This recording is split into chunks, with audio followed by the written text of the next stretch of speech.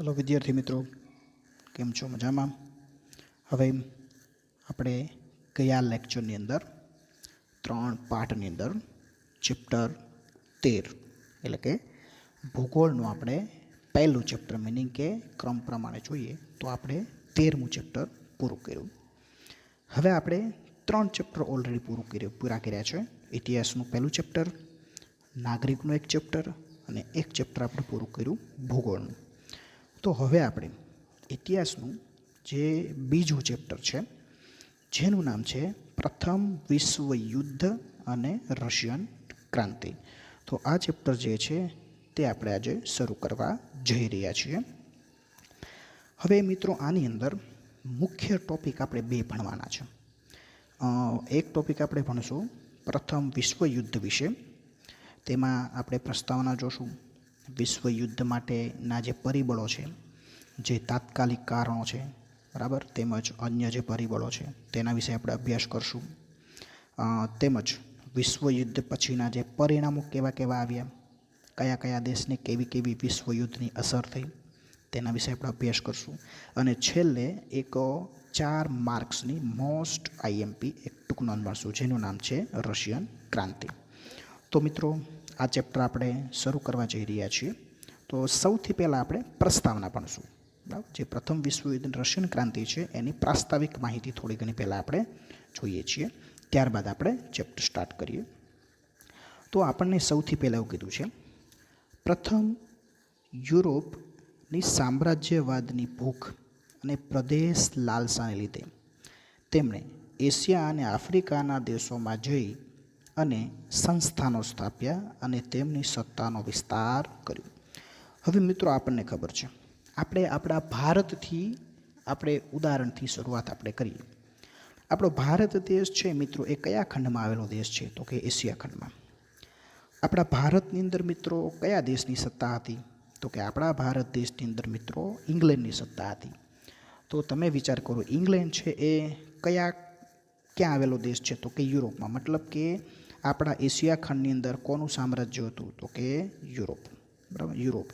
એવી જ રીતે આપણે આપણા ખાલી માત્ર ભારતની વાત કરી, માત્ર ભારત નહીં, આખા એશિયા ખંડના જેટલા દેશો આવેલા છે એ મોટા ભાગના દેશો ઉપર કોણે સત્તા સ્થાપી હતી?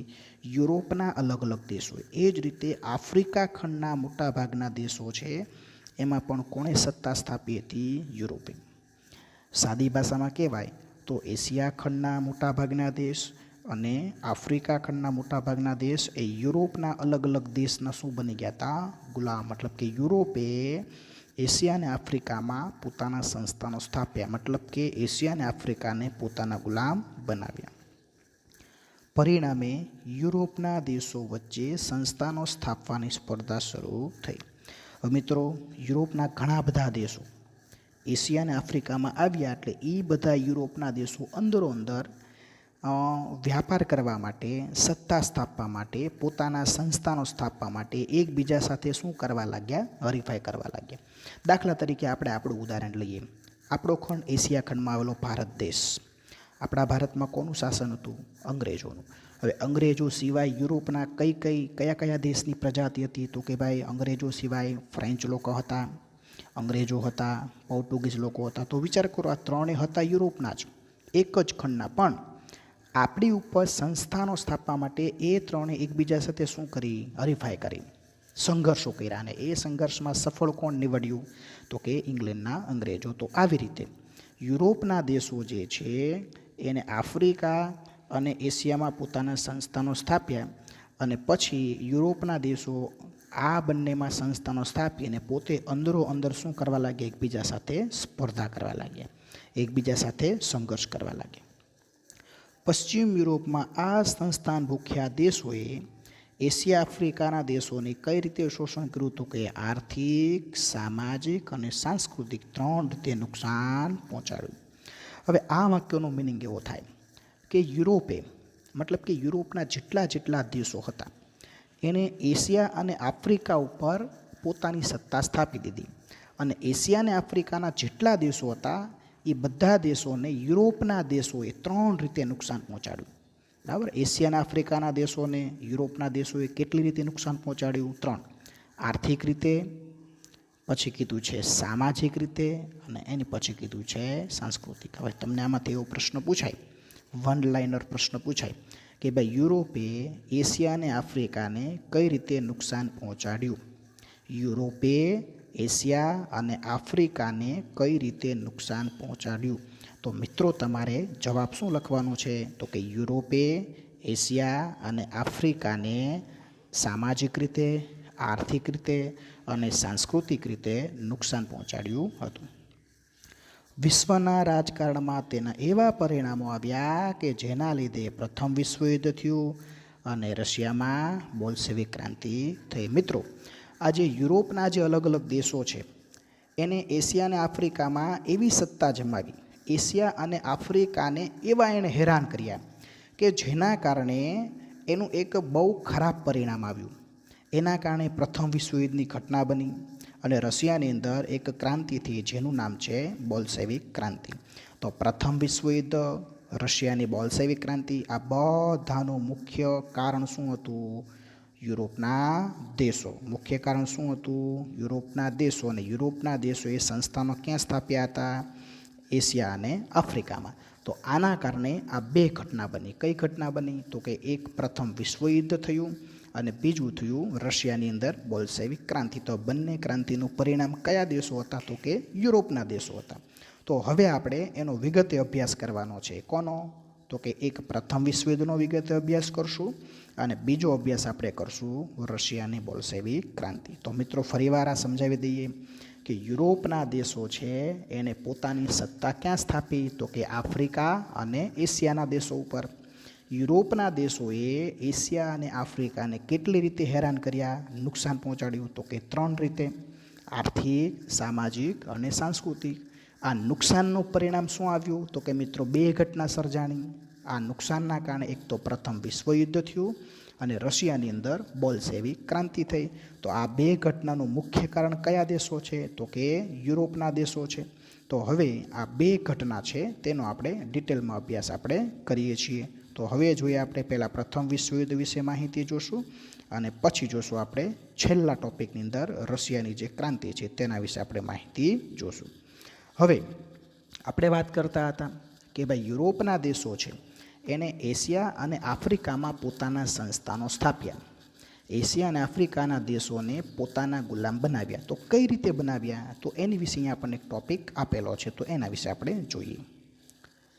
એશિયા આફ્રિકામાં સંસ્થાનો સ્થાપવામાં કયા રાષ્ટ્રો મુખ્ય હતા? તો કે યુરોપની પશ્ચિમ દિશામાં આવેલા, મતલબ કે એશિયા ખંડના ઘણા બધા દેશ અને આફ્રિકા ખંડના ઘણા બધા દેશ એને ગુલામ કોને બનાવેલા? તો કે યુરોપના, પશ્ચિમ યુરોપના ઘણા બધા દેશો એને શું બનાવેલા? ગુલામ. એમાં એક ઉદાહરણ આપણું ભારત છે. આપણો ભારત કયા ખંડમાં આવેલો? તો કે એશિયા ખંડમાં. આપણને ગુલામ કોને બનાવેલા? તો કે ફ્રેન્ચ લોકો, પોર્ટુગીઝ લોકો, ઇંગ્લેન્ડના અંગ્રેજો. એ ક્યાંના હતા? તો કે યુરોપના હતા. તેમની આ સામ્રાજ્યવાદી જે લાલસા છે, જે લાલચ છે, તેમણે તેમના પાડોશી રાષ્ટ્રોને પણ છોડ્યા ન હતા. જો વિચાર કરો મિત્રો, યુરોપના દેશો છે એ કેટલા સત્તાના ભૂખ્યા હતા. એને એશિયા અને આફ્રિકાને તો ગુલામ બનાવ્યું, પણ પોતાના યુરોપની અંદર આવેલા પોતાના જે પાડોશી દેશો હતા એને પણ એને છોડ્યા નહીં. પોતાના યુરોપ ખંડના પોતાના પાડોશી દેશો છે એને પણ યુરોપના દેશોએ શું બનાવ્યા? ગુલામ. તો હવે એના જો ઉદાહરણ આવે છે અહીંયા આગળ કે નેધરલેન્ડ છે, બેલ્જિયમ છે અને લક્ઝમબર્ગ છે. આ 3 ઉપર કયા દેશે કબજો જમાયો? તો કે સ્પેન. બરાબર. નેધરલેન્ડ, બેલ્જિયમ અને લક્ઝમબર્ગ, આ 3 દેશ પર કોનો કબજો હતો? તો કે સ્પેનનો કબજો હતો. હવે મિત્રો આમાંથી તમને એક પ્રશ્ન પૂછાય કે ભાઈ સ્પેને કયા કયા દેશ પર પોતાનો કબજો જમાવ્યો? તો તમારે જવાબમાં શું લખવાનું છે? નેધરલેન્ડ, બેલ્જિયમ અને લક્ઝમબર્ગ, આ દેશ ઉપર સ્પેનનો કબજો હતો. પાછળથી તેના કેટલાક વિસ્તારો છે એ ફ્રાન્સે લઈ લીધા, મતલબ કે સ્પેન પાસેથી કોને પડાવી લીધા? ફ્રાન્સે. મતલબ કે નેધરલેન્ડ, બેલ્જિયમ અને લક્ઝમબર્ગ, આ 3 દેશો છે એની પર સ્પેનનો કબજો હતો. પણ થોડાક સમય પછી આ 3 દેશ છે એના અમુક વિસ્તારો છે એ સ્પેન પાસેથી ફ્રાન્સે પડાવી લીધા, જૂટવી લીધા. તો મિત્રો વિચાર કરો કે સ્પેન, તો કે યુરોપ, ફ્રાન્સ તો કે યુરોપ. તો મિત્રો વિચાર કરો કે આ બંને એક જ ખંડમાં આવેલા છે, છતાં સત્તા મેળવવા માટે એકબીજાના શું બની ગયા? દુશ્મન. એકબીજા સાથે શું કરવા લાગ્યા? સંઘર્ષ. એટલે જ આપણને આગળ કીધું હતું કે ભાઈ યુરોપ ખંડની અંદર ઘણા બધા દેશો એટલા બધા લાલચુ હતા, એટલા બધા સ્વાર્થી હતા કે સત્તા મેળવવા માટે પોતાના પાડોશી દેશ ઉપર પણ એને આક્રમણ કર્યું. એશિયા અને આફ્રિકામાં તો આક્રમણ કર્યું, સત્તા મેળવી, પણ પોતાના પાડોશી દેશોને પણ તેમણે છોડ્યા ન હતા. તેનું ઉદાહરણ આપણને એ મળી ગયું. કયું ઉદાહરણ મળ્યું? તો કે ફ્રાન્સ અને સ્પેન. હવે આગળ જોઈએ. પોર્ટુગીઝ શાસક બિનવારસ મૃત્યુ પામતા લોહીના સંબંધના કારણે સ્પેનના રાજાના હાથમાં કયો દેશ આવી ગયો? પોર્ટુગલ. હવે મિત્રો પોર્ટુગલ જે છે બરાબર, એનો શાસક હતો એ મૃત્યુ પામ્યો, પણ એ શાસક જે છે એનો વારસદાર કોઈ ન હતો. બરાબર. હવે વારસદાર ન હોય એટલે પછી પોર્ટુગલ જે છે એ કોઈ સંભાળી શકે નહીં, કારણ કે કોઈ વારસદાર ન હોય તો વારસાગતમાં એ રાજ્ય કોઈ સંભાળી શકે નહીં. એટલે પોર્ટુગલ ઉપર સીધી સત્તા કોણે સ્થાપી દીધી?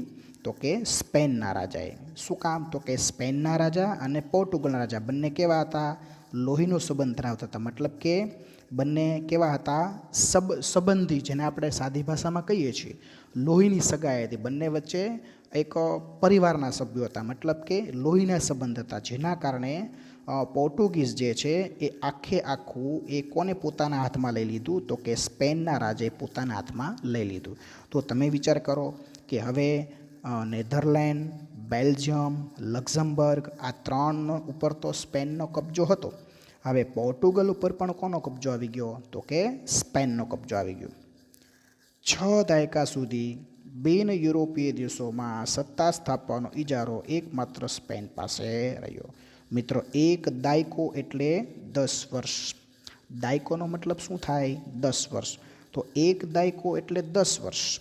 તો 6 દાયકા એટલે કેટલા વર્ષ થાય? 60 વર્ષ. તો અહીંયા પણ એવું કીધું છે કે સ્પેન છે એ એક એવો શક્તિશાળી દેશ હતો કે 60 વર્ષ સુધી યુરોપના તો ખરા, યુરોપના સિવાયના જે બિન યુરોપીય દેશો હતા એના પર પણ 60 વર્ષ સુધી એણે પોતાનો કબજો જમાવી રાખ્યો. એવી એકમાત્ર સત્તા કોની પાસે રહી? સ્પેન પાસે, કે જે 60 વર્ષ સુધી ઘણા બધા દેશોને એને પોતાની પકડમાં રાખ્યા. એવી માત્ર ને માત્ર તાકાત કોની પાસે હતી? તો કે સ્પેન પાસે હતી. હવે આગળ જોઈએ આપણે. પછી કીધું છે કે એ જ રીતે ફ્રાન્સ અને ઓસ્ટ્રિયાની પ્રદેશ ભૂખનો શિકાર કોણ બન્યા? તો કે ઇટાલી અને જર્મન રાજ્ય બન્યા. મતલબ કે કોની ઉપર શાસન હતું? જો મિત્રો ફરીવાર સમજો, ફ્રાન્સ અને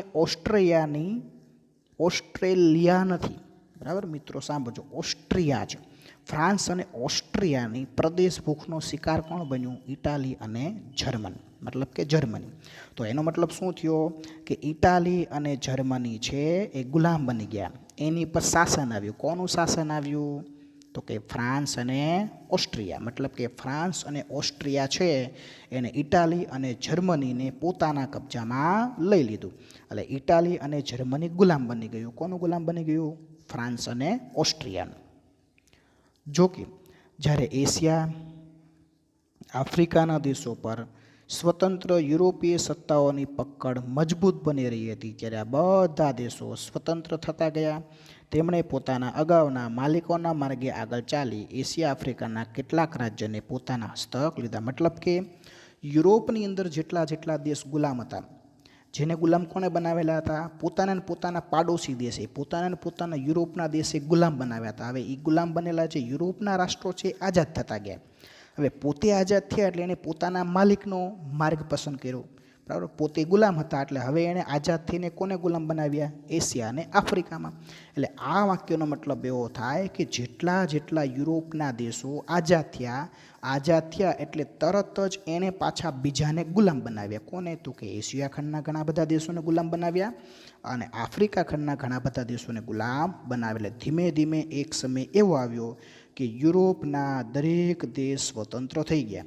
યુરોપની અંદર કોઈ પણ દેશ ગુલામ રહી શક્યો નહીં. અને હવે એક નવી વસ્તુ ચાલુ થઈ કે યુરોપની અંદર કોઈ દેશ ગુલામ ન રહ્યો, પણ યુરોપના દેશો છે એ એશિયા ખંડ અને આફ્રિકા ખંડના દેશોને ધીમે ધીમે ગુલામ બનાવવા લાગ્યા. તો હવે આપણે એ ટોપિક જોવાનો છે કે ભાઈ એશિયા ખંડની અંદર કયા દેશ ગુલામ બન્યા? જે યુરોપના રાષ્ટ્રોનો શિકાર બન્યા. અને એની પછી આપણે જોવાનું છે કે આફ્રિકા ખંડની અંદર કયા કયા દેશ ગુલામ બન્યા, જે યુરોપનો શિકાર બન્યા. તો એના વિશેની આપણે માહિતી જોઈએ. ફરીવાર એક વખત આ જોઈ લઈએ. સૌથી પહેલાં આપણને શું કીધું છે કે ભાઈ યુરોપના રાષ્ટ્રો છે એ મુખ્ય હતા શેમાં, તો કે એશિયા અને આફ્રિકામાં સત્તા સ્થાપવામાં. ઘણા બધા રાષ્ટ્રો પણ એવા પણ હતા કે જે પોતાના યુરોપના રાષ્ટ્રો છે એણે પોતાના પાડોશી રાષ્ટ્રોને શું બનાવ્યા, તો કે ગુલામ બનાવ્યા. ઘણા રાષ્ટ્રો એવા પણ હતા. દાખલા તરીકે એનું ઉદાહરણ આપણને અહીં આપેલું છે કે ભાઈ નેધરલેન્ડ છે, બેલ્જિયમ છે, લક્ઝમબર્ગ છે, એની પર કોનો કબજો હતો, સ્પેનનો. થોડા સમય પછી કોનો કબજો આવી ગયો થોડા ઘણા વિસ્તાર ઉપર, તો કે ફ્રાન્સનો. હવે સ્પેનના નજરમાં બીજું કયું રાષ્ટ્ર આવી ગયું, તો કે પોર્ટુગલ, કારણ કે પોર્ટુગલના રાજા મૃત્યુ પામ્યા. પોર્ટુગલનો કોઈ વારસદાર હવે હતો નહીં, એટલે સ્પેને સીધું પોર્ટુગલ પોતાના હાથમાં લઈ લીધું. ફ્રાન્સ અને ઓસ્ટ્રિયા છે, બરાબર, એને કોને ગુલામ બનાવ્યા, તો કે ઇટાલી અને જર્મનીને ગુલામ બનાવ્યા. આ રીતે એશિયા આફ્રિકા છે એ ધીમે ધીમે યુરોપ ખંડના દેશોનું ગુલામ બનવા લાગ્યું. તો અહીંયા આગળ આ ટોપિક થઈ જાય છે પૂરો. હવે આપણે જોઈએ કે એશિયા ખંડના જે દેશો છે, બરાબર, હવે એ એશિયા ખંડના કયા કયા દેશો ગુલામ હતા અને એની ઉપર કયા કયા દેશનું શાસન, તો તેના વિશે આપણે આગળ હવે અભ્યાસ કરીએ. તો મિત્રો હવે જોઈએ આપણે એક સરસ મજાનો પ્રશ્ન તમને પૂછાય કે એશિયામાં સંસ્થાનવાદ, બરાબર, તમને 3 માર્ક્સની અંદર પ્રશ્ન પૂછે તો આમાં માત્ર ને માત્ર તમારે એક જ વસ્તુ યાદ રાખવાની છે. કઈ વસ્તુ યાદ રાખવાની છે કે એશિયા ખંડના કયા કયા દેશ ગુલામ હતા અને એની ઉપર કયા કયા દેશનું શાસન હતું. દાખલા તરીકે એશિયા ખંડનો આપણો ભારત દેશ છે, તો ભારત દેશ ઉપર કોનું શાસન હતું, તો કે છેલ્લે સર્વસત્તાધીશ અંગ્રેજો બન્યા. એ સિવાય તો કે ફ્રેન્ચ લોકો હતા, પોર્ટુગીઝ લોકો હતા વગેરે. તો આ રીતે આપણને અહીંયા દેશના નામ આપેલા છે અને એની ઉપર યુરોપના કયા દેશનું શાસન હતું તેના પણ નામ આપેલું છે. ઇંગ્લેન્ડે ભારતમાં પગદંડો જમાવ્યા પછી આપણા પાડોશી દેશ, બરાબર, દાખલા તરીકે શ્રીલંકા, મ્યાનમાર, સિંગાપુર અને મલાયા, એમાં પણ પોતે સામ્રાજ્ય સ્થાપ્યું. મતલબ કે યુરોપનું ઇંગ્લેન્ડ અને આપણા એશિયા ખંડના કયા કયા દેશો, તો કે શ્રીલંકા, મ્યાનમાર, સિંગાપુર અને મલાયા. મતલબ કે આ બધા દેશ ઉપર યુરોપના કયા દેશે સત્તા સ્થાપી, તો કે ઇંગ્લેન્ડે સત્તા સ્થાપી. મિત્રો આમાંથી તમને એવો પ્રશ્ન પૂછાય કે ઇંગ્લેન્ડે એશિયાના કયા કયા દેશમાં સત્તા સ્થાપી હતી. ઇંગ્લેન્ડે એશિયા ખંડના કયા કયા દેશ પર સત્તા સ્થાપી હતી. તો મિત્રો તમે જવાબ શું લખશો, તો કે શ્રીલંકા, પહેલાં ભારત લખવાનું આપણું, ભારત, શ્રીલંકા, મ્યાનમાર જેનું જૂનું નામ હતું બર્મા, ત્યાર પછી સિંગાપુર અને મલાયા વગેરે દેશોમાં કોનું શાસન હતું, તો કે ઇંગ્લેન્ડનું શાસન હતું. ઇંગ્લેન્ડે આગળ વધી અને ચીનમાં પ્રવેશ કર્યો. હવે આપણો એશિયા ખંડનો કયો દેશ આવે છે, ચીન, બરાબર. હવે ઇંગ્લેન્ડ જે છે એ ચીનમાં પણ પ્રવેશ કરે છે. પરંતુ અફીણના વેપારના કારણે ઇંગ્લેન્ડ અને ચીન વચ્ચે યુદ્ધ થયા, જે ઇતિહાસમાં કયા યુદ્ધ તરીકે ઓળખાણા, અફીણ વિગ્રહ તરીકે ઓળખાણા. અને આ વિગ્રહ ક્યારે થયો, 1839 થી 42. હવે મિત્રો ચીનની અંદર અફીણ નામનો એક કેફી પદાર્થ જેની ખેતી થતી હતી, બરાબર. તમે મિત્રો અફીણ એવું નામ કદાચ સાંભળ્યું હશે. અફીણની અંદર એક મોર્ફિન નામનું એક નશાકારક તત્વ આવેલું હોય છે, બરાબર. મોટાભાગના લોકો છે એ અફીણનો ઉપયોગ નશાકારક દ્રવ્ય તરીકે કરે છે. એ અફીણની ખેતી થાય છે. અફીણના ખેતરની અંદર જે ખેડૂત પાસે લાઇસન્સ હોય એ અફીણની ખેતી કરી શકે. લાઇસન્સ ન હોય તો ગેરકાયદેસર ખેતી ગણાય છે. એની ખેતીમાં અફીણના એક નાના વેલાઓ હોય છે, એમાં મોટું જબરું ફળ આવે છે, બરાબર. એ ફળની ઉપરનું જે છાલ જે હોય છે એની પર કાપ મૂકીને અફીણ મેળવવામાં આવે છે. થોડું ઘણું તમને અંદાજ આપું તો આપણે રોડ બનાવવા માટે જે ડામર હોય છે થોડું ઘણું એને મળતું આવે છે. એ અફીણ છે ને એ બહુ મોંઘો પદાર્થ છે અને એ નશા માટે ઉપયોગમાં આવે છે. એમાં નશાકારક દ્રવ્ય હોય છે મોર્ફિન નામનું. હવે ચીનમાં આ જે અફીણ જે છે મોંઘામાં મોંઘો પદાર્થ છે એની ખેતી થતી હતી, બરાબર, જેનાથી ચાઇનાના ખેડૂતોને પુષ્કળ શું મળતું હતું, પૈસા. એટલે હવે ઇંગ્લેન્ડે વિચાર્યું કે જો આ અફીણના જે ખેતરો છે, જે અફીણની ખેતી છે એ આપણા હસ્તક આપણે લેવી હોય અને આપણે જો પુષ્કળ પૈસા કમાવા હોય તો ચાઇનાને આપણે આપણું ગુલામ બનાવવું પડે. એટલે ઇંગ્લેન્ડે એ આ અફીણનો જે આખો વ્યાપાર છે, અફીણની ખેતી છે, એ પોતાના હસ્તક મેળવવા માટે એને ચાઇના સાથે યુદ્ધ કર્યું. ક્યારે? તો કે ઈસવીસન 1839થી 1842 આ સમયગાળામાં. હવે એટલા માટે થઈને આ જે સમયગાળો છે ને, બરાબર, એમાં જેટલા ચાઇના અને ઇંગ્લેન્ડ વચ્ચે યુદ્ધ થયા ને એ બધા અફીણ વિગ્રહ તરીકે. કારણ કે ઇંગ્લેન્ડનો મેઇન હેતુ શું હતો કે ભાઈ ચાઇનામાં જેટલા પ્રદેશોમાં અફીણની ખેતી થાય છે બધા પ્રદેશો આપણે હસ્તગત કરી લેવાના, જેથી આપણી ઇન્કમ કેવી થઈ જાય તો કે પુષ્કળ થઈ જાય. કારણ કે અફીણ એક કેવો પદાર્થ છે? મોંઘો પદાર્થ છે, બરાબર. ખેતીનો પદાર્થ એ ખૂબ જ મોંઘો છે. તો એના માટે થઈને ઇંગ્લેન્ડ અને ચાઇના વચ્ચે જે યુદ્ધ થયા છે અફીણ વિગ્રહ તરીકે ઓળખાય છે. આ યુદ્ધમાં ચીન હારી ગયું અને ઇંગ્લેન્ડને વ્યાપાર કરવા માટે વધારાના કેટલા બંદરો મળ્યા? 5 બંદરો મળ્યા. મિત્રો વિચાર કરો કે અફીણની ખેતીવાળા વિસ્તારો મેળવવા માટે 1839થી 1842 સુધીમાં ઇંગ્લેન્ડે વારંવાર ચાઇના પર યુદ્ધ કરીને આક્રમણ કર્યું. છેલ્લે ઇંગ્લેન્ડ જીતી ગયું, ચીન હારી ગયું. એટલે ચાઇનાના 5 બંદરો જે છે એ વ્યાપાર કરવા માટે કોને મળ્યા? ઇંગ્લેન્ડને. એટલે ઇંગ્લેન્ડની સત્તામાં પણ વધારો થઈ ગયો અને ઇંગ્લેન્ડની આવકમાં પણ શું થઈ ગયો? વધારો. તો હવે ચાઇનાના ઘણા બધા વિસ્તાર પણ કોના ગુલામ બની ગયા? તો કે ઇંગ્લેન્ડના ગુલામ બની ગયા. ચીનની નબળાઈનો લાભ લઈ Japan, Russia, Germany, France, Belgium, America એને પણ રાજકીય અને વેપારી અધિકારો મળ્યા. હવે મિત્રો આપણે હમણાં જોયું કે ભાઈ ચીન અને ઇંગ્લેન્ડ વચ્ચે અફીણ વિગ્રહ થયા, જેમાં ઇંગ્લેન્ડ હારી ગયું, ઇંગ્લેન્ડ જીતી ગયું, ચાઇના છે એ હારી ગયું. એટલે આ બધા જે દેશો છે, Japan, Russia, Germany, France, Belgium, આ બધા દેશને ખબર પડી ગઈ કે ચાઇના હારી ગયું છે, મતલબ કે ચાઇના કેવું છે? નબળું છે. તો આ નબળાઈનો લાભ લઈ ઇંગ્લેન્ડે તો ચાઇના પર સત્તા સ્થાપી હતી, પણ આ બધા દેશો છે એને પણ ચાઇનાના ઘણા બધા પ્રદેશો હસ્તગત કરી લીધા. ચાઇના પર સત્તા તેમણે સ્થાપી દીધી.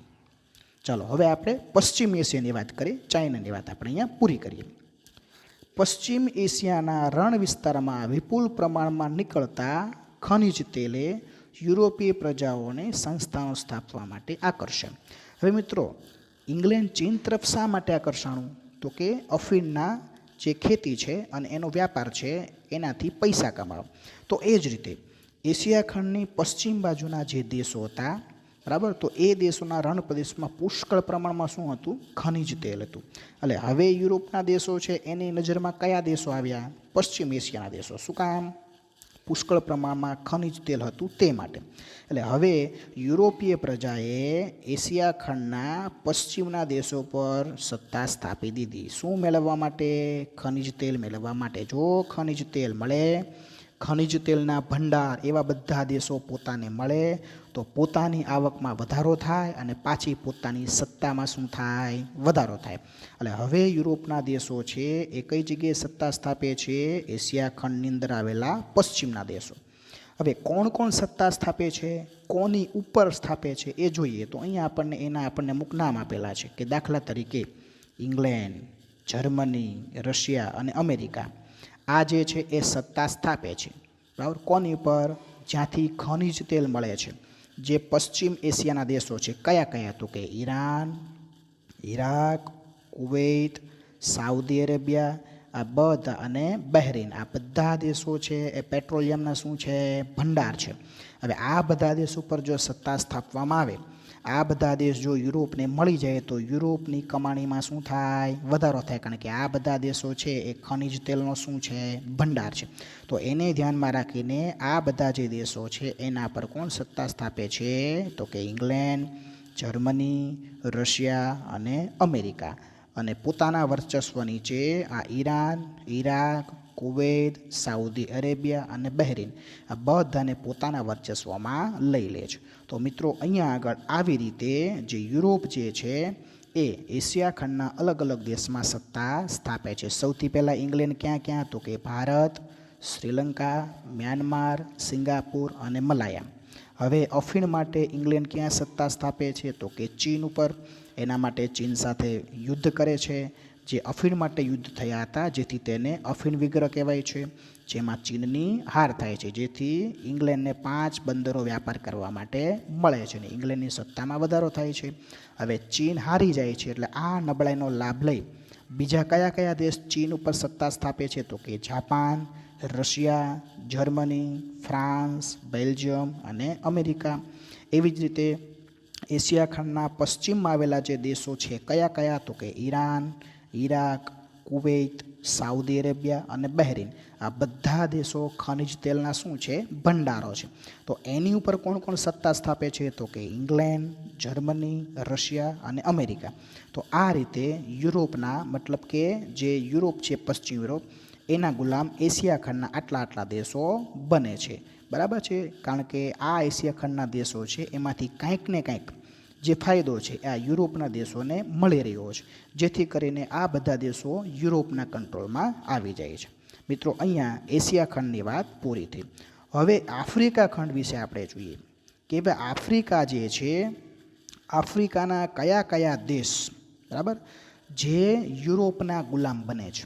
બરાબર, આફ્રિકાના કયા કયા દેશ એવા છે કે જે યુરોપના ગુલામ બને છે? તો સૌથી પહેલાં 15મી સદીના અંત ભાગમાં દક્ષિણ આફ્રિકામાં પહેલી શરૂઆત કરે છે યુરોપના હોલેન્ડ નામનો દેશ, અને એની કઈ પ્રજાતિના લોકો? ડચ પ્રજાતિના લોકો. હવે આ જે ડચ પ્રજાતિના લોકો જે છે એ સૌથી પહેલાં સંસ્થાન ક્યાં સ્થાપે છે? તો કે આફ્રિકાના દક્ષિણ ભાગમાં. કઈ જગ્યાએ સત્તા સ્થાપે છે? આફ્રિકાના દક્ષિણ ભાગમાં. કઈ સદીમાં? તો કે 15મી સદીના અંત ભાગની અંદર. ત્યારબાદ ઇંગ્લેન્ડે ક્યાં સત્તા સ્થાપી? તો કે આફ્રિકાના કેપ, અને ફ્રાન્સે ઉત્તર આફ્રિકાના અલ્જીરિયામાં. જો મિત્રો, ફરીવાર એક વખત, સૌથી પહેલાં શરૂઆત કોણ કરે છે આફ્રિકામાં? તો કે હોલેન્ડના લોકો, ડચ લોકો. સૌથી પહેલાં તે દક્ષિણ આફ્રિકામાં સત્તા સ્થાપે છે, બરાબર, 15મી સદી પૂરી થવાની હોય ત્યારે. ત્યાર પછી ઇંગ્લેન્ડ આવે છે, જે આફ્રિકાના દક્ષિણમાં, બરાબર, અહીંયા ટૂંકમાં કેપ લખ્યું છે, પણ આપણે પહેલા ચેપ્ટરમાં ભણી ગયા. તેનું આખું નામ શું છે? Cape of Good Hope. ત્યાં આગળ કોણ સત્તા સ્થાપે છે? ઇંગ્લેન્ડ. હવે આફ્રિકામાં, ઉત્તર આફ્રિકામાં હવે કોની નજર આવે છે? તો કે ફ્રાન્સની. એટલે ફ્રાન્સ પણ હવે આવે છે આ સ્પર્ધામાં, અને ફ્રાન્સ, ઉત્તર આફ્રિકાનો જે અલ્જીરિયા નામનો વિસ્તાર છે, તો આ અલ્જીરિયામાં કોણ સત્તા સ્થાપી દે છે? ફ્રાન્સ. તો મિત્રો, આમાંથી તમને પ્રશ્ન પૂછાય કે કેપ ઓફ ગુડ, આફ્રિકાના કેપ ઓફ ગુડ પર કોની સત્તા આવે છે? તો જવાબ શું લખવાનું? તો કે ઇંગ્લેન્ડની. 15મી સદીના અંત ભાગમાં આફ્રિકામાં સૌથી પહેલાં કઈ પ્રજાતિ આવે છે? તો જવાબ શું લખવાનું? તો કે ડચ લોકો. પછી એવો પ્રશ્ન પૂછાય કે આફ્રિકાના, ઉત્તર આફ્રિકાના અલ્જીરિયામાં કોણ વ્યાપારી મથક સ્થાપે છે? તો જવાબ શું લખવાનું? તો કે ફ્રાન્સ. હવે આગળ, ઔદ્યોગિક ક્રાંતિને કારણે કાચા માલની પ્રાપ્તિ, તૈયાર માલના વેચાણ માટે આફ્રિકાનો વિશાળ વિસ્તાર અનુકૂળ જણાતા યુરોપીય દેશોએ સંસ્થાનો સ્થાપવા માટે સ્પર્ધા કરી. જો યુરોપીય દેશોને આફ્રિકામાંથી અને એશિયામાંથી 2 લાભ મળતા હતા. સૌથી પહેલું તો એશિયા અને આફ્રિકામાંથી યુરોપના દેશો છે એને કાચો માલ પુષ્કળ મળતો, અને એ સસ્તામાં સસ્તા ભાવે. અને બીજી વસ્તુ કે યુરોપના લોકો જે માલ તૈયાર કરે એને વેચવા માટે મોટામાં મોટું બજાર આફ્રિકા અને એશિયા બંનેમાં મળતું હતું. એટલે અહીંયા આપણે શું કીધું છે કે ભાઈ આફ્રિકામાં શું કામ યુરોપના પ્રજાએ સંસ્થાનો સ્થાપ્યા? તો કે 2 લાભ મેળવવા માટે. એક તો કાચો માલ મેળવવા માટે, અને બીજું મોટામાં મોટું બજાર મેળવવા માટે. આના માટે થઈને આફ્રિકાના દેશોમાં યુરોપના અલગ અલગ દેશોએ પોતાની સત્તા સ્થાપી. ચલો મિત્રો, હવે અહીંયા એક વાક્ય ટીક કરજો જે મોસ્ટ એમ્પી છે. બેલ્જિયમના રાજા હતા જેનું નામ હતું લિયોપોલ્ડ. એણે આફ્રિકાનો કયો વિસ્તાર કબજે કર્યો? તો જવાબમાં શું લખવાનું? કોંગો નામનો વિસ્તાર. કોણે કબજો કર્યો? બેલ્જિયમના રાજાએ. બરાબર, તમને પ્રશ્ન પૂછાય કે આફ્રિકાના કોંગો નામના વિસ્તાર પર યુરોપના કયા રાજાએ સત્તા સ્થાપી? તો તમારે જવાબમાં લખવાનું કે આફ્રિકાના કોંગો નામના વિસ્તાર પર યુરોપના બેલ્જિયમના રાજા લિયોપોલ્ડે સત્તા સ્થાપી. હવે ઇંગ્લેન્ડે બીજે ક્યાં સત્તા સ્થાપી? તો કે ઇંગ્લેન્ડે ઇજિપ્ત નામના દેશ ઉપર સત્તા સ્થાપી, પૂર્વ આફ્રિકાના વિસ્તારોમાં સત્તા સ્થાપી, દક્ષિણ આફ્રિકાના પ્રદેશોમાં સત્તા સ્થાપી, બધે પોતાના વ્યાપારી મથકો સ્થાપ્યા. ફરીવાર, ઇંગ્લેન્ડે કયા કયા આફ્રિકાના વિસ્તારમાં સત્તા સ્થાપી? તો કે ઇજિપ્ત, પૂર્વ આફ્રિકા અને દક્ષિણ આફ્રિકા એના ઘણા બધા દેશોમાં પોતાની સત્તા સ્થાપી દીધી. ત્યાર પછી ફ્રાન્સે કઈ કઈ જગ્યાએ સત્તા સ્થાપી? તો કે આફ્રિકાના ટ્યુનિશિયા, મોરોક્કો અને આફ્રિકાના પશ્ચિમના દેશો. બરાબર. આમાંથી જો મિત્રો તમને એક એક વાક્યમાં પ્રશ્ન પૂછાય, ઇંગ્લેન્ડે આફ્રિકાના કયા કયા દેશમાં સત્તા સ્થાપી? તો ઇજિપ્ત, પૂર્વ આફ્રિકા અને દક્ષિણ આફ્રિકા. ફ્રાન્સે આફ્રિકાના કયા કયા પ્રદેશમાં સત્તા સ્થાપી? તો ટ્યુનિશિયા, મોરોક્કો અને પશ્ચિમ આફ્રિકા. હવે આગળ જોઈએ આપણે. પૂર્વ જર્મનીએ પૂર્વ તથા પશ્ચિમ આફ્રિકાના કેટલાક દેશોમાં પોતાનું સામ્રાજ્ય વિકસાવ્યું. ઇટાલીએ રાતા સમુદ્રની આજુબાજુના આફ્રિકાના પ્રદેશ કબજે કર્યા. હવે યુરોપના અહીંયા બે દેશો આપ્યા છે, એક જર્મની અને ઇટાલી. તો જર્મનીએ કઈ જગ્યાએ કબજો મેળવ્યો? તો કે આફ્રિકાની પૂર્વ દિશા અને આફ્રિકાની પશ્ચિમ દિશા, એના કેટલાક પ્રદેશ ઉપર જર્મનીએ સત્તા સ્થાપી દીધી.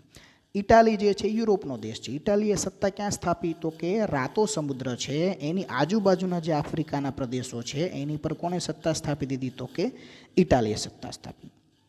સ્પેન અને પોર્ટુગલે પણ આફ્રિકાના કેટલાક પ્રદેશો કબજે કર્યા. બરાબર. સ્પેન નામનો દેશ એ પણ યુરોપનો દેશ, પોર્ટુગલ નામનો દેશ એ પણ યુરોપનો દેશ. તો સ્પેન અને પોર્ટુગલ એને પણ આફ્રિકાના કેટલાક પ્રદેશો છે એને કબજે કરી અને પોતાના ગુલામ બનાવી લીધા. આ પ્રાદેશિક વિસ્તારો મેળવવાની સ્પર્ધા વચ્ચે બર્લિન ખાતે યુરોપીય રાજ્યોની એક પરિષદ મળી ઈસવીસન 1884 ને 85માં, જેમાં આફ્રિકાના જુદા જુદા પ્રદેશોને વહેંચી લેવામાં આવ્યા.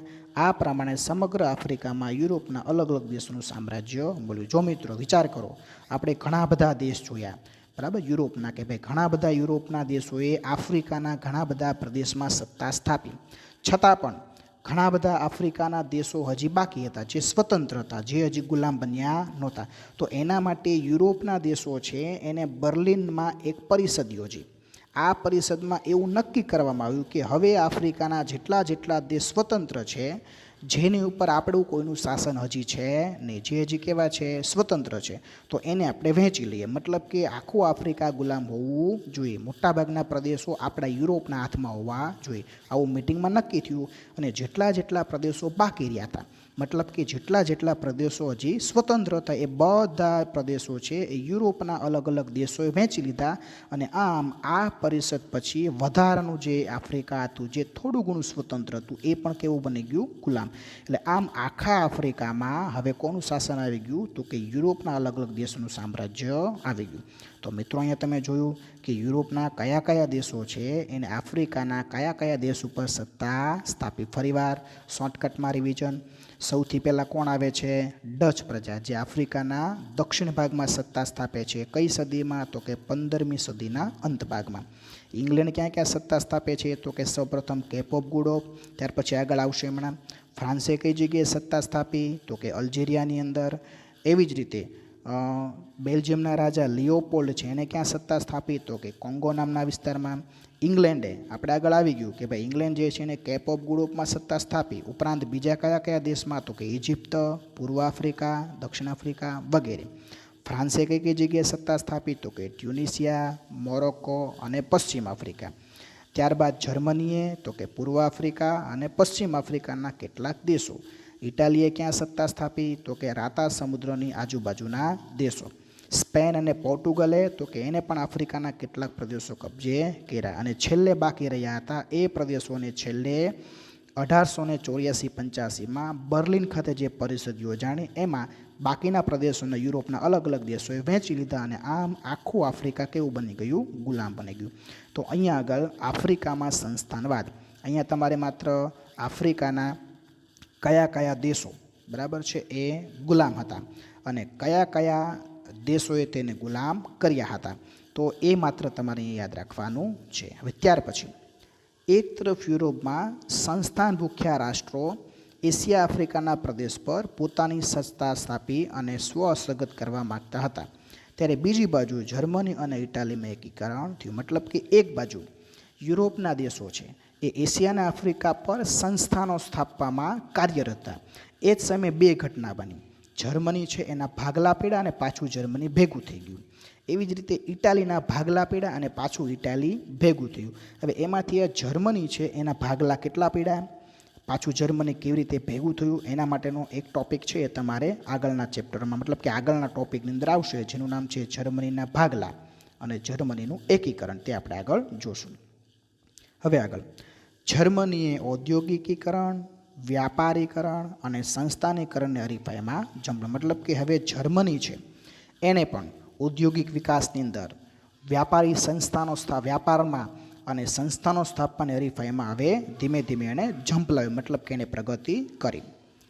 આ ઝડપી બદલાતા જતા પ્રવાહોમાં આ દેશોનું રાજકીય, આર્થિક તેમજ સામાજિક શોષણ કર્યું. કયા કયા દેશોનું શોષણ કર્યું? તો કે આફ્રિકા અને એશિયાના દેશોનું. કોણે શોષણ કર્યું? તો કે યુરોપના દેશો. મતલબ કે ધીમે ધીમે ધીમે પ્રવાહો બદલાતા ગયા. જેમ જેમ સમય વીતતો ગયો એમ યુરોપના દેશો છે એ એશિયા ખંડ અને આફ્રિકા ખંડના દેશોનું શોષણ કરવા લાગ્યા. કઈ રીતે? તો કે રાજકીય રીતે તેમજ આર્થિક રીતે અને સામાજિક રીતે. તેનાથી તેમનો વિકાસ અટકતો ગયો. કોનો અટકતો ગયો વિકાસ? તો કે આફ્રિકાના દેશોનો અને એશિયા ખંડના દેશોનો. અને પછી પ્રથમ વિશ્વયુદ્ધની ભૂમિકાનું સર્જન અને પછી આ સંસ્થાનવાદની જે હરીફાઈ છે એમાં ઘણા બધા એવા પરિબળો જન્મ્યા કે જે પરિબળોના કારણે એક ઘટના બની જે બહુ ભયંકર ઘટના હતી. પ્રથમ વિશ્વયુદ્ધ ઈસવીસન 1914થી ઈસવીસન 1918 આ સમયગાળા અંદર પ્રથમ વિશ્વયુદ્ધનું શું થયું? સર્જન થયું. તો હવે આપણે જોવાનું છે કે ભાઈ આ પ્રથમ વિશ્વયુદ્ધ છે એનું સર્જન કઈ રીતે થયું, એના માટે કયા કયા પરિબળો જવાબદાર છે. તો મિત્રો અહીંયા આગળ આપણે જે ટોપિક ભણ્યા ફરીવાર જોઈ લઈએ. સૌથી પહેલાં આપણે શરૂઆત કરી હતી પ્રસ્તાવનાથી. પ્રસ્તાવનામાં શું જોયું હતું કે ભાઈ યુરોપના દેશો છે એને આફ્રિકા અને એશિયા ખંડને પોતાના શું સ્થાપી દીધા, ત્યાં આગળ પોતાની સત્તા, પોતાના સંસ્થાનો સ્થાપ્યા. અને એશિયા અને આફ્રિકાને શું બનાવ્યા? ગુલામ. હવે એમાંથી આ ગુલામીના કારણે વિશ્વમાં બે ખતરનાક પરિણામો આવ્યા. એમાં પહેલું પરિણામ છે પ્રથમ વિશ્વયુદ્ધ થયું અને બીજું પરિણામ છે રશિયાની અંદર બોલ્શેવિક ક્રાંતિ થઈ. ત્યારબાદ એશિયા ખંડના કયા કયા દેશો છે એ ગુલામ બન્યા, આફ્રિકા ખંડના કયા કયા દેશો ગુલામ બન્યા તેના વિશે આપણે જોયું હતું. તેમાં યુરોપના દેશોમાં ઇંગ્લેન્ડ વિશે આપણે જોયું. ત્યાર પછી આપણે અલગ અલગ જે દેશો છે મતલબ કે જર્મની છે, રશિયા છે, અમેરિકા છે, એને કોને કોને ગુલામ બનાવ્યા તેની વિશે આપણે જોયું. ત્યારબાદ આફ્રિકાના કયા કયા દેશો ગુલામ બન્યા તેના વિશે આપણે અભ્યાસ કર્યો. હવે જોઈએ આપણે પ્રથમ વિશ્વયુદ્ધ વિશે. તો હવે આપણો જે ચેપ્ટર છે એનો મેઇન ટોપિક પ્રથમ વિશ્વયુદ્ધના પરિબળો. પરિબળોનો મતલબ શું થાય? કારણ. હવે મિત્રો આ સાલ છે ને એ ખાસ તમારે યાદ રાખવાની છે કે પ્રથમ વિશ્વયુદ્ધ ક્યારે થયું અને ક્યારે પૂરું થયું. તો પ્રથમ વિશ્વયુદ્ધ 1914ની અંદર સ્ટાર્ટ થયું અને ઈસવીસન 1918ની અંદર પૂરું થયું. એટલે તમે વિચાર કરો 1914થી 15, 16, 17 અને 18. તો આ વિશ્વયુદ્ધ કેટલા વર્ષ ચાલ્યું? તો કે 4 વર્ષ ચાલ્યું. હવે એના પરિબળો કયા કયા છે તેની વિશે આપણે જોઈએ. આધુનિક વિશ્વની કેટલી હૃદયદ્રાવક અને અવિસ્મરણીય ઘટનાઓ હોય તો એમાંથી એક ઘટના છે પ્રથમ વિશ્વયુદ્ધ. તો મિત્રો આમાંથી તમને એવો પ્રશ્ન પૂછાય કે આધુનિક વિશ્વની હૃદયદ્રાવક અને અવિસ્મરણીય કોઈ ઘટના હોય તો તે કઈ ઘટના છે? તો તમારે જવાબમાં શું લખવાનું છે? તો કે પ્રથમ વિશ્વયુદ્ધ. વિશ્વયુદ્ધ કોઈ એકાદ કે બે પ્રસંગો કે બે પરિબળો તેના માટે જવાબદાર નથી. તેની પાછળ અનેક પ્રકારના કારણો જવાબદાર હતા. મિત્રો એ શું કીધું છે કે આ જે પહેલું વિશ્વયુદ્ધ થયું, હવે આ વિશ્વયુદ્ધ માટે કોઈ એકાદ કારણ કે કોઈ એકાદ બે પરિબળો જવાબદાર નથી. એના માટે સંયુક્ત રીતે ઘણા બધા પરિબળો કેવા છે? જવાબદાર છે. હવે વિશ્વયુદ્ધ શરૂ ક્યારે થયું, એનું તાત્કાલિક કારણ કયું છે, એમાં કયા કયા જૂથ હતા, એના વિશે આપણે આગળ ચર્ચા કરીશું. તો મિત્રો આ એક નોટ કરજો કે વિશ્વયુદ્ધનો પ્રારંભ 1 ઓગસ્ટ 1914ના રોજ થયો હતો. આ એક મિત્રો ખાસ નોટ કરજો કે પહેલું વિશ્વયુદ્ધ ક્યારે શરૂ થયું. તમને એક માર્ક્સની અંદર પ્રશ્ન પૂછાય તો તમારે જવાબ લખવાનો છે કે પ્રથમ વિશ્વયુદ્ધ 1 ઓગસ્ટ અને 1914ના રોજ તેની શરૂઆત થઈ હતી. હવે અહીંયા જોઈએ એનું કારણ કયું છે. તો હવે અહીંયા આપણને વિશ્વયુદ્ધનું કારણ આપેલું છે. જર્મનીએ સેડાનની લડાઈમાં ફ્રાન્સને પરાજય આપ્યો. તેથી ફ્રાન્સને ફ્રેન્કફર્ટની સંધિ કરવી પડી. કઈ સાલમાં? તો કે ઈસવીસન 1871ની અંદર. હવે મિત્રો અહીંયા તમે એક વસ્તુ યાદ રાખજો, જર્મની અને બીજો દેશ કીધો છે ફ્રાન્સ, આ બંને વચ્ચે યુદ્ધ થાય છે. એ યુદ્ધનું નામ આપેલું છે સેડાનનું યુદ્ધ. શું નામ આપેલું છે? સેડાનની લડાઈ. હવે એમાં ફ્રાન્સ છે એ હારી જાય છે અને જર્મની છે એ જીતી જાય છે.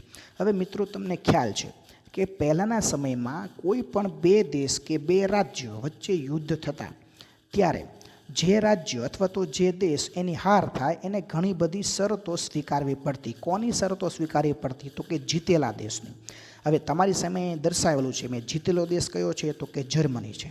આપણે ચોકડી શેના પર મારેલી છે? ફ્રાન્સ ઉપર. તો ફ્રાન્સ કેવો થઈ ગયો? હારી ગયો. તો ફ્રાન્સે જર્મની સાથે કઈ સંધિ કરવી પડે છે? ફ્રેન્કફર્ટની સંધિ કરવી પડે છે. બરાબર. હવે મિત્રો આ તમે ખાસ યાદ રાખજો, તમને પ્રશ્ન પૂછાય કે સેડાનના યુદ્ધની અંદર, સેડાનની લડાઈમાં જર્મની ને ફ્રાન્સ વચ્ચે કઈ સંધિ થાય છે? તો તમારે નામ શું લખવાનું? ફ્રેન્કફર્ટની સંધિ. કઈ સાલમાં થાય છે? તો અહીંયા પણ આપેલું છે ઈસવીસન 1871. હવે આ કરારમાં શું નક્કી થાય છે? બરાબર. હવે આ કરારમાં તમને ખ્યાલ આવી ગયો હશે કે ફ્રાન્સ હારી ગયું છે એટલે ઘણી બધી શરતો ફ્રાન્સને સ્વીકારવી પડે. કોની શરતો સ્વીકારવી પડે? જર્મનીની. આ સંધિને અનુસાર યુદ્ધ દંડ આપવાનો, પોતાના બે પ્રદેશ આલ્સેસ અને લોરેન્સ આ કોને આપી દેવાના? તો કે જર્મનીને. બરાબર. જર્મનીએ કીધું ફ્રાન્સને કે ભાઈ તમે હારી ગયા છો તો તમારે મને, બરાબર, યુદ્ધમાં તમે હારી ગયા છો મતલબ કે તમે હારી ગયા છો એટલે તમારે મને રોકડો પૈસાનો દંડ આપવો પડશે. અને બીજું શું કીધું જર્મનીએ ફ્રાન્સને? કે તમારા જે ફ્રાન્સના જે સરસ મજાના સમૃદ્ધ પ્રદેશ છે, એકનું નામ છે આલ્સેસ અને બીજાનું નામ છે લોરેન્સ, તો આ તમારા ફ્રાન્સના જે પ્રદેશો છે એ તમારે મને એટલે કે જર્મનીને આપી દેવા પડશે, કારણ કે અમે જીતી ગયા છીએ, અમારું જર્મની જીતી ગયું છે, તો તમારે અમને યુદ્ધ દંડ આપવો પડશે અને તમારા જે બે સમૃદ્ધ પ્રદેશ છે આલ્સેસ અને લોરેન્સ તે અમને આપી દેવા પડશે. ફ્રાન્સને આ અપમાન ક્યારેય ભૂલી શક્યું ન હતું. આમ ફ્રેન્કફર્ટની સંધિ જ પ્રથમ વિશ્વયુદ્ધનું મુખ્ય કારણ બન્યું હતું. એટલે એક યુદ્ધના અંતમાં જ બીજા ભાવિ યુદ્ધના બીજ રોપાઈ ગયા હતા. હવે જો ફ્રાન્સ પાસેથી યુદ્ધ દંડ લીધો કોણે?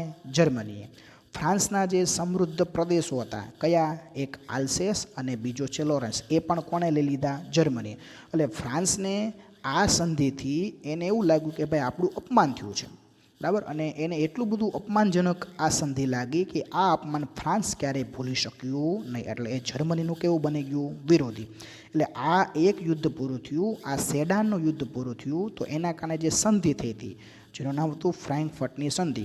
આ ફ્રેન્કફર્ટની સંધિના કારણે જ હવે ફ્રાન્સ અને જર્મની સતત એકબીજાના કેવા બની જાય છે? વિરોધી. એટલે આ એક યુદ્ધમાંથી ભવિષ્યના પ્રથમ વિશ્વયુદ્ધ રૂપી જે બીજું યુદ્ધ હતું એને શું રોપાઈ ગયા? પાયા. હવે તમને મિત્રો એવો પ્રશ્ન પૂછાય કે પ્રથમ વિશ્વયુદ્ધના પાયામાં કઈ સંધિ રહેલી છે? તો તમારે મિત્રો સંધિના નામમાં કઈ સંધિનું નામ લખવાનું છે? ફ્રેન્કફર્ટની સંધિ. બરાબર છે. તમને એવું પૂછાય કે ભાઈ પ્રથમ વિશ્વયુદ્ધ માટે કઈ સંધિ જવાબદાર છે? તો તમારે કઈ સંધિ લખવાની છે? ફ્રેન્કફર્ટની સંધિ. તો મિત્રો સમજાઈ ગયું. ફરીવાર, જર્મની અને ફ્રાન્સ વચ્ચે લડાઈ થઈ, જે લડાઈનું નામ છે સેડાનની લડાઈ. આ લડાઈમાં ફ્રાન્સનો પરાજય થયો, જર્મની જીતી ગયું, એટલે ફ્રાન્સે જર્મની સાથે ફ્રેન્કફર્ટની સંધિ કરવી પડી. હવે આ ફ્રેન્કફર્ટની સંધિમાં જર્મનીની બે શરતો હતી. એક તો જર્મનીએ ફ્રાન્સ પાસે શું માગ્યું? યુદ્ધ દંડ માગ્યું. અને બીજું શું માગ્યું? ફ્રાન્સના જે સમૃદ્ધ શહેર હતા આલ્સેસ અને લોરેન્સ, આ બે પ્રદેશો જે છે એ જર્મનીએ ફ્રાન્સ પાસેથી લઈ લીધા. આના કારણે ફ્રાન્સને શું લાગ્યું કે આપણું અપમાન થયું છે અને એ અપમાન ફ્રાન્સ કોઈ દિવસ ભૂલી શકે તેમ હતું નહીં. અને આ એક યુદ્ધ પૂરું થયું, સેડાનનું યુદ્ધ પૂરું થયું, અને એ યુદ્ધની અંદર જ ભવિષ્યનું જે પ્રથમ વિશ્વયુદ્ધ છે એના બીજ રોપાઈ ગયા. મતલબ કે પ્રથમ વિશ્વયુદ્ધનું મૂળ કારણ કઈ સંધિ છે? તો કે ફ્રેન્કફર્ટની સંધિ છે. હવે જોઈએ આગળ. હવે વિશ્વયુદ્ધ માટે જેટલા પરિબળો જવાબદાર છે, હવે એની અંદરથી આપણે એક પરિબળ જોશું. પહેલું પરિબળ જેનું નામ છે આર્થિક પરિબળ. હવે મિત્રો તમને એવો પ્રશ્ન પૂછાય કે ભાઈ પ્રથમ વિશ્વયુદ્ધ માટે જવાબદાર પરિબળ તરીકે આર્થિક પરિબળની ચર્ચા કરો. તો તમારે એમાં 2 માર્ક્સની અંદર અહીંયા જે છે એ તમારે લખવાનું રહેશે. અહીંયા તમને જો મિત્રો તમે જે પ્રશ્નના જવાબ પોઈન્ટ પદ્ધતિથી લખો છો તો એ જ પ્રમાણે આપણે પોઈન્ટ પદ્ધતિથી તમને માહિતી આપેલી છે. તો હવે જોઈએ આર્થિક પરિબળ. 19મી સદીમાં ઇંગ્લેન્ડે એશિયા અને આફ્રિકામાં વિશાળ સામ્રાજ્ય જમાવ્યું હતું. તેના વિશે આપણે આગળ જોઈએ કે 19મી સદી સુધીમાં ઇંગ્લેન્ડે એશિયા ખંડ અને આફ્રિકા ખંડના ઘણા બધા પ્રદેશો છે એને પોતાના કબજામાં લઈ લીધા હતા. મતલબ કે પોતાના સંસ્થાનો આફ્રિકા અને એશિયામાં સ્થાપિત લીધા. તે પોતાના સંસ્થાનોનું આર્થિક શોષણ કરીને કેવું બન્યું? ધનવાન. મતલબ કે ઇંગ્લેન્ડ જે છે એ આફ્રિકા અને એશિયાનું શોષણ કરીને પોતે કેવું બની ગયું? ધનવાન બન્યું. ઔદ્યોગિક ક્રાંતિ અને સંસ્થાનવાદના ઝડપી ફેલાવાને લીધે યુરોપને પુષ્કળ કાચા માલની જરૂર પડી. હવે યુરોપની અંદર ઉદ્યોગોનો વિકાસ થયો, બરાબર. યુરોપના ઘણા બધા દેશમાં નવા નવા ઉદ્યોગો વિકસ્યા, પણ યુરોપના લોકો પાસે કાચો માલ હતો નહીં. અને આ કાચો માલ આપણે આગળ જ ચર્ચા કરી કે યુરોપના બધા દેશોને આ કાચો માલ કોની પાસેથી મળી શકે તેમ હતો? તો કે બે ખંડ, એક એશિયા ખંડ અને બીજો કયો ખંડ? તો કે એક આફ્રિકા ખંડ. 19મી સદીની છેલ્લી 25મીમાં, મતલબ કે 19મી સદી છે એના છેલ્લા 25 વર્ષ દરમિયાન જર્મનીએ એશિયા આફ્રિકાના બંદરો મેળવવા માટે હરીફાઈ કરવા માંડી. મતલબ કે 19મી સદી જ્યારે પૂરી થવાની હતી એના છેલ્લા 25 વર્ષો છે એ દરમિયાન જર્મની જે છે એને એશિયા ખંડ અને આફ્રિકા ખંડમાં પોતાના બજારો મેળવવા, એશિયા ખંડ અને આફ્રિકા ખંડમાં વ્યાપાર કરવા માટે જર્મની છે એ પોતાના યુરોપના દેશો સાથે શું કરવા લાગ્યું? તો કે સ્પર્ધા કરવા લાગ્યું. જર્મનીએ ઇંગ્લેન્ડ અને ફ્રાન્સની તુલનામાં સસ્તો માલ આપવા માંડ્યો. જો અહીંયાથી આપણને સ્પષ્ટ થાય છે કે જર્મની હવે કોની સાથે સ્પર્ધા કરે છે? તો કે ઇંગ્લેન્ડ અને ફ્રાન્સ. બરાબર. જર્મની જે છે ઇંગ્લેન્ડ અને ફ્રાન્સ જે ભાવે કાચો માલ યુરોપના બીજા બધા દેશને આપે છે એની કરતાં એશિયા અને આફ્રિકામાંથી જર્મની પોતે સસ્તો કાચો માલ યુરોપના બીજા દેશને આપે છે. એટલે વધારે માલ કોનો વેચાય? જર્મનીનો વેચાતો. વધારે વ્યાપાર કોનો સારો થાય? જર્મનીનો. આમ જર્મની છે એ ઇંગ્લેન્ડ અને ફ્રાન્સના જે વ્યાપારી મથકો છે ધીમે ધીમે તોડવાનો પ્રયત્ન કરે છે. મતલબ કે જર્મની છે એ ઇંગ્લેન્ડ અને ફ્રાન્સ સાથે શું કરે છે? સ્પર્ધા કરે છે. તેણે એશિયા આફ્રિકાના ઇંગ્લેન્ડ અને ફ્રાન્સના બંદરો છે આ રીતે પડાવી લીધા, કારણ કે પોતે પોતાના જે યુરોપના દેશો છે એને સસ્તા ભાવે કાચો માલ આપતો આફ્રિકા અને એશિયામાંથી. કોની તુલનામાં? તો કે ઇંગ્લેન્ડ અને ફ્રાન્સની તુલનામાં. એટલે ઇંગ્લેન્ડ અને ફ્રાન્સ સાથે જર્મની સ્પર્ધા કરી અને ઇંગ્લેન્ડ અને ફ્રાન્સના વ્યાપારી મથકો છે એ ધીમે ધીમે એને તોડ્યા. કોને તોડ્યા? તો કે જર્મનીએ. પરિણામે એક બાજુ જર્મની તો બીજી બાજુ ઇંગ્લેન્ડ, આ બંને વચ્ચે શું થાય? સ્પર્ધા હતી. આ જે ભાવે કાચો માલ આપે એશિયા અને આફ્રિકામાંથી એની કરતાં આ કાચો માલ એશિયા આફ્રિકામાંથી લઈ અને યુરોપના દેશોને કેવો આપે? સસ્તા ભાવે. એટલે કે જર્મની અને ઇંગ્લેન્ડ વચ્ચે વ્યાપાર માટે હવે શું થાય છે? સ્પર્ધા થાય છે. તો અહીંયા આગળ વ્યાપાર માટે એશિયા અને આફ્રિકાના સંસ્થાનો પોતે મેળવવા, વ્યાપાર માટે એશિયા અને આફ્રિકાના સંસ્થાનો પોતે મેળવવા માટે યુરોપના દેશો તે અંદર એકબીજા સાથે હવે શું કરવા લાગે છે? સ્પર્ધા કરવા લાગે છે. હવે વ્યાપારી મથકો મેળવવા માટે જ્યાં સ્પર્ધા થાય છે એટલા માટે આપણને આ પરિબળ છે એનું નામ આપણને શું આપ્યું છે? તો કે આર્થિક પરિબળ એવું આપણને નામ આપેલું છે. તો અહીંયા આગળ આ જે આર્થિક પરિબળ છે એની વાત થઈ જાય છે પૂરી. હવે એની પછી આવે છે લશ્કરવાદ. બરાબર. એની પછીનું પરિબળ કયું આવે છે? લશ્કરવાદ. તો એની પછીનું જે બીજું પરિબળ છે એની વિશે આપણે માહિતી એની પછીના લેક્ચરમાં આપણે મેળવશું. તો ફરીવાર આપણે એક વખત જે જોયું છે તેના વિશે ચર્ચા કરીએ. તો આજે આપણે આપણું બીજું ચેપ્ટર છે એ સ્ટાર્ટ કર્યું હતું.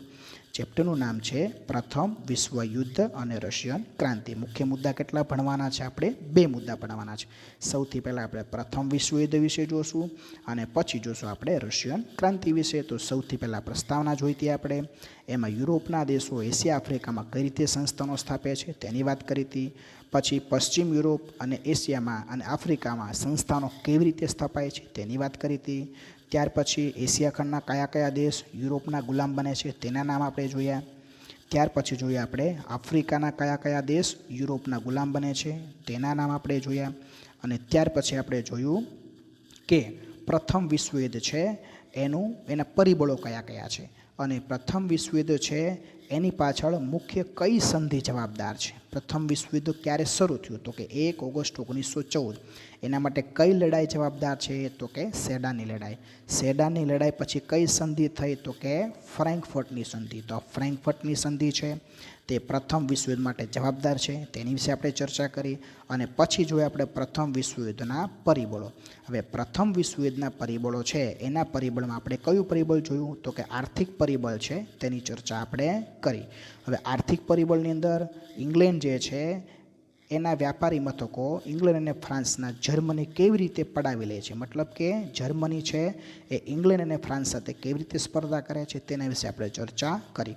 તો હવે જે બીજું પરિબળ છે લશ્કરવાદ, તેનાથી આપણે આવતા લેક્ચરમાં આ ચેપ્ટર જોશું અને આપણું ચેપ્ટર આપણે આગળ વધારશું. Okay, thank you. વિદ્યાર્થી મિત્રો, તો આજનું હોમવર્ક નોટ કરી લેશો. 2 પ્રશ્ન આપણે આપીએ છીએ જે 3 માર્ક્સ માટે અગત્યના છે. પ્રશ્ન 1 છે એશિયામાં સંસ્થાનવાદ અને બીજો પ્રશ્ન છે આફ્રિકામાં સંસ્થાનવાદ. તો આ બંને ટૂંકનો છે એ તમારા હોમવર્કમાં લખવાની રહેશે.